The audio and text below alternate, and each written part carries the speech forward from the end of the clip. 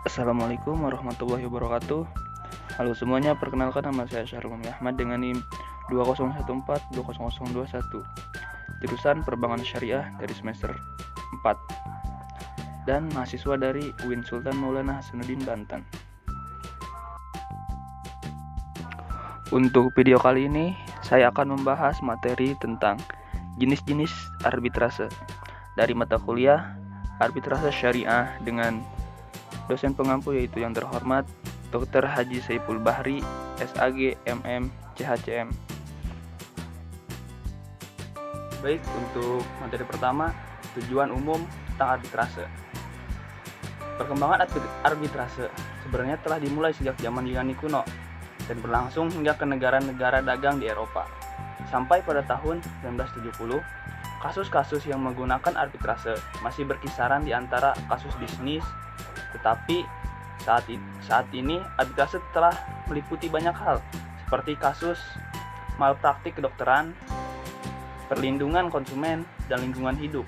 Di samping itu, PBB juga sebagai suatu organisasi global dunia dalam pasal 33 Piagam PBB juga termasuk yang menyarankan agar pihak yang bersengketa dapat mencari penyelesaian melalui jalan perundingan atau negosiasi, mediasi, konsiliasi, dan arbitrase. Untuk materi sekarang yaitu jenis arbitrase. Jenis arbitrase ini ada dua jenis. Yang pertama, arbitrase institusional, yang merupakan lembaga atau badan arbitrase yang bersifat permanen, sehingga disebut juga permanent arbitral body. Maksudnya, yaitu selain dikelola dan diorganisasikan secara tetap, keberadaannya juga terus-menerus untuk jangka waktu tidak terbatas. Nah, yang kedua ini ada arbitrase ad hoc, yaitu arbitrase yang tidak berkoordinasi oleh suatu lembaga. Arbitrase ad hoc dibentuk secara khusus atau bersifat insidentil untuk memeriksa dan memutuskan penyelesaian sengketa tertentu dalam jangka waktu tertentu pula.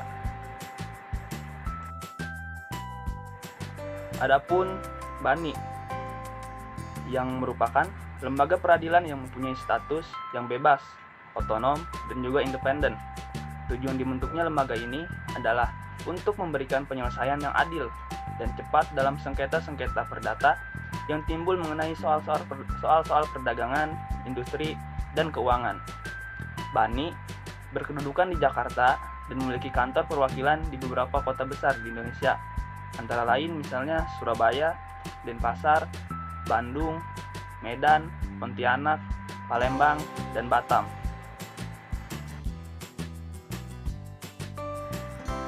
Banyak profesional arbitrase internasional sangat merekomendasikan arbitrase institusional ini dengan mengorbankan arbitrase ad hoc.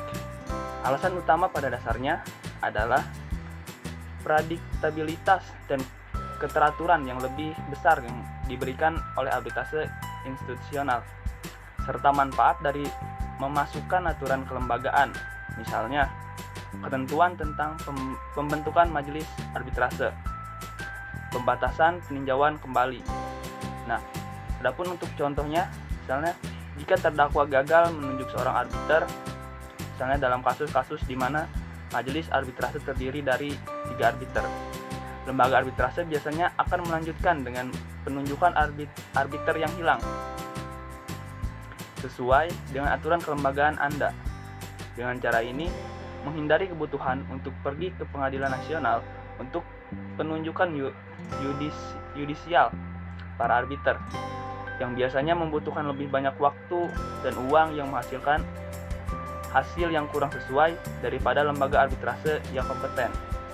Nah, begitu pula keberadaan lembaga arbitrase yang peraturannya mengatur masalah biaya arbitrator, mencegah para pihak dari yang diminta untuk bernegosiasi langsung dengan arbiter tentang biaya mereka. Dan ini akan memungkinkan para arbiter untuk fokus hanya pada penyelesaian penyelisihan, bukannya membahas masalah pribadi dengan para pihak.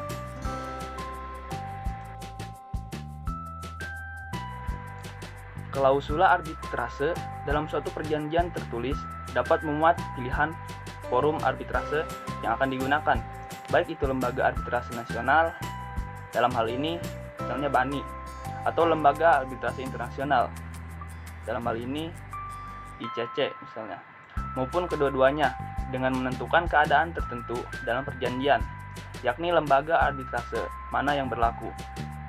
Pemilihan forum arbitrase telah diatur dengan tegas dalam pasal 34 Undang-Undang AAPS yang menyebutkan: pertama, penyelesaian sengketa melalui arbitrase dapat dilakukan dengan menggunakan lembaga arbitrase nasional atau internasional berdasarkan kesepakatan para pihak. Yang kedua, penyelesaian sengketa melalui lembaga arbitrase sebagaimana dimaksud dalam ayat 1 dilakukan menurut peraturan dan cara dari lembaga yang dipilih, kecuali ditetapkan lain oleh para pihak. Baik,